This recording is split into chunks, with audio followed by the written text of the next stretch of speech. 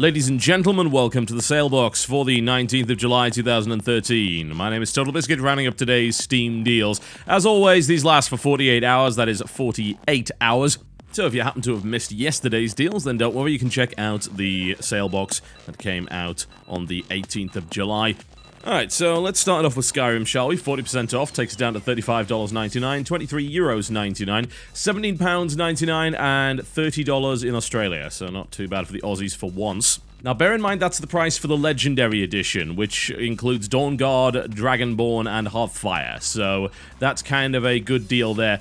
The actual game is only 30% off, not 40% off, but it is 30% off of a reduced price, which was $30 or your regional equivalent in the first place. So while it might not look like a great discount for the original Skyrim, it's actually not too shabby. I think people know my thoughts on Skyrim up to this point, but I'll happily give them again, and that's the sense of Bethesda makes some of the best worlds, but they have games that generally don't have a lot of depth to them. They're these huge oceans with the depths of paddling pools, unfortunately. And the biggest problem I had with Skyrim, aside from the lame combat system, was the idea that the game just refused to react to what you did in the world, and that bothered me so very much. In a world that you're supposed to be able to affect and explore, it really didn't allow you to do all that much at all, and it just flat out ignored everything that you did, which is really silly. The game, of course, has a laundry list of other issues, but what it also has, in order to counter some of those issues, is a laundry list of mods.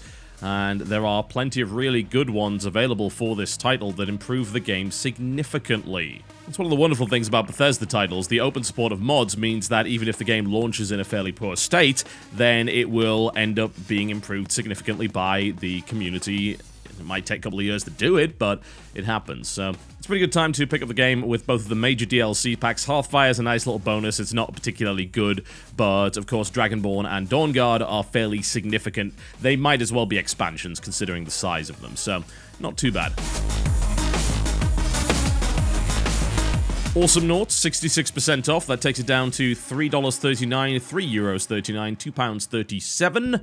I will repeatedly recommend this game until the end of time because it's a really great spin on the Dota genre. The idea that it is a two-dimensional, kind of platformy, shooty, action-based version of the title. It does have some of the Dota mechanics and some of the Dota ideas behind it, but it brings plenty of its own new stuff to the table. It's also got a great art style.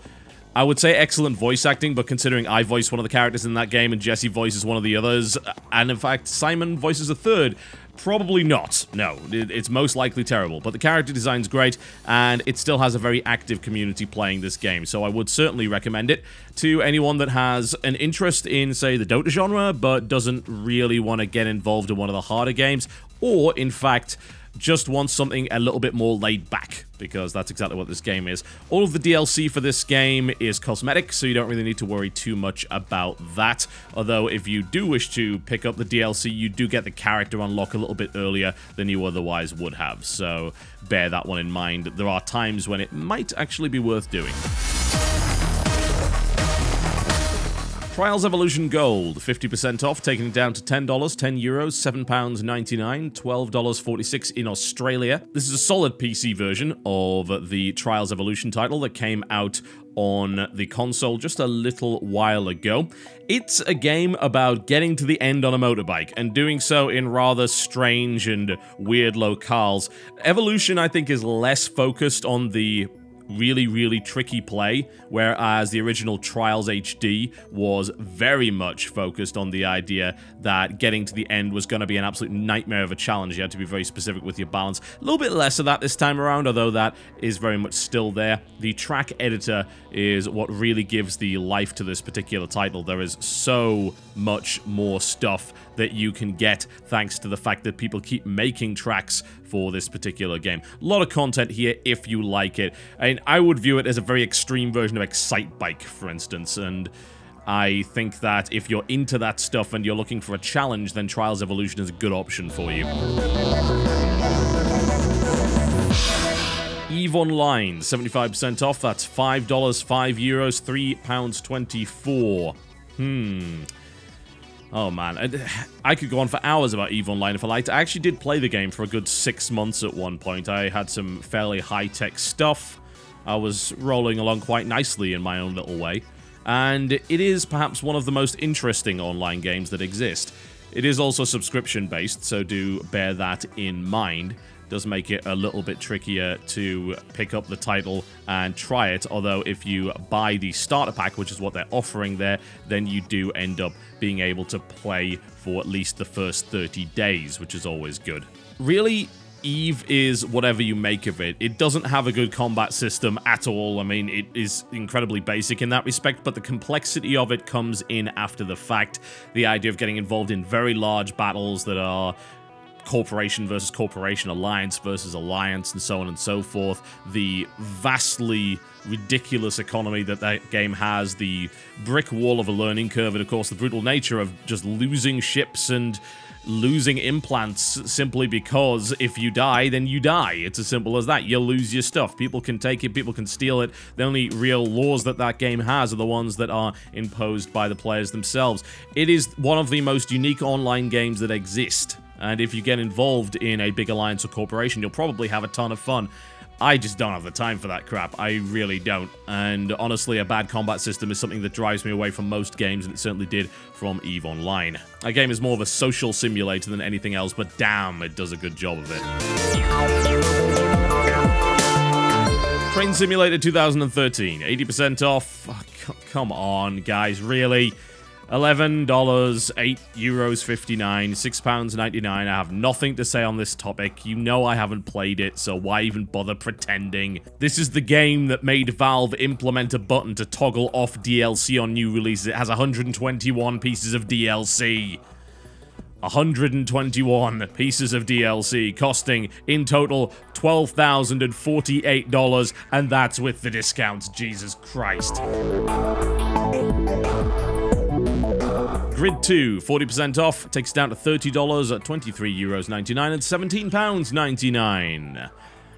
Yeah, I mean, it was alright, don't get me wrong. I like the game, it's reasonably fun, but I don't think it really evolves too much on the previous ideas of the series, and unfortunately, Grid, even though it was a very competent racer, is really kind of little more than that. It straddles the line between realism and arcade nature. It focuses more on authenticity than anything else. The actual handling of the cars is certainly not realistic, and it's definitely not a simulator.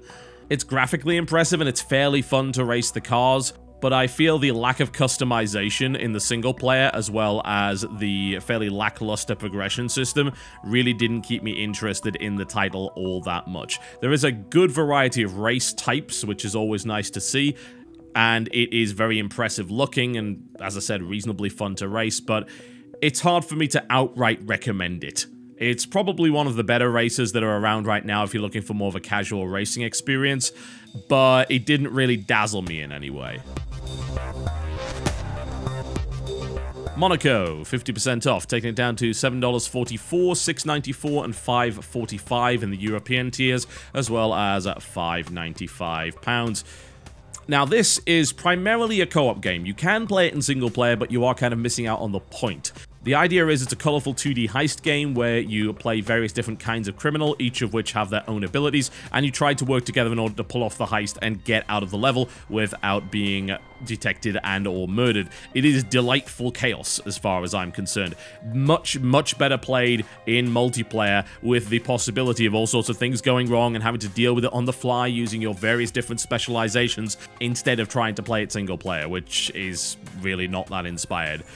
It is pretty damn cool if you happen to have the friends to play it. I would suggest that you have a look at it. If you wish to pick up a 4-pack, you will find that it is a little bit cheaper to do so.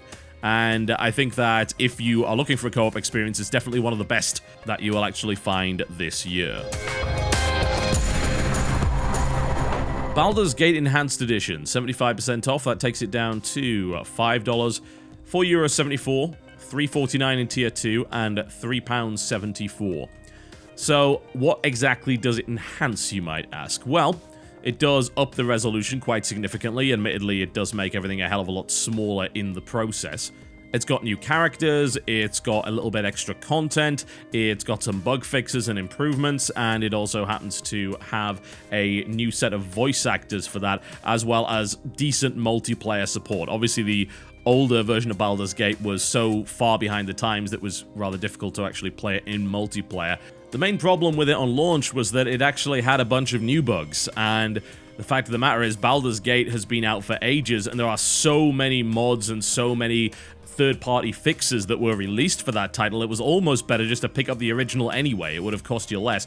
In this case, though, having had quite some time to fix a lot of those problems, and now being cheaper than the original game is on, say, GOG, I would certainly say pick it up if you're looking for old-school CRPG action. I mean, it really is the granddaddy of a lot of those particular titles, and it is one of Black Isle's finest moments. So, yes, absolutely, that seems like a good price for that, if you're looking for something in the classic RPG vein.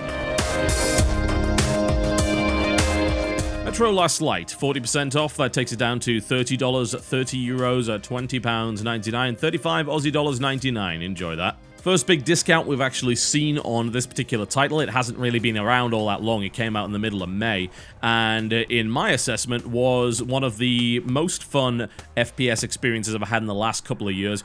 Definitely in a Bioshock vein, in the sense that it does have some limited amount of exploration, mostly a tunnel shooter, quite literally. You are stuck in tunnels for a lot of it. I disliked the very linear nature of the first couple of hours. It opened up a little bit after that, but I guess maybe I was just hoping for a more open world, less linear experience where I could go and explore the Metro, but really neither of the games have actually been like that. What it does provide is a significantly improved shooter experience over the original, and an incredibly atmospheric game, very immersive. I mean, graphically second to none on PC right now. Some of the lighting effects and even the overall stuff like the texture quality in that game is mind-blowingly good. It's incredible that the guys over at 4A were able to make a game look that fantastic. But it does have a few issues, especially early on, that really kind of fall into the trappings of modern FPS, where it's a lot of hand-holding, a lot of, hey, I'd better open this door, but not before my tortured exposition, and a lot of, hey, walk through here without your guns. It's like, god damn it, let me shoot things.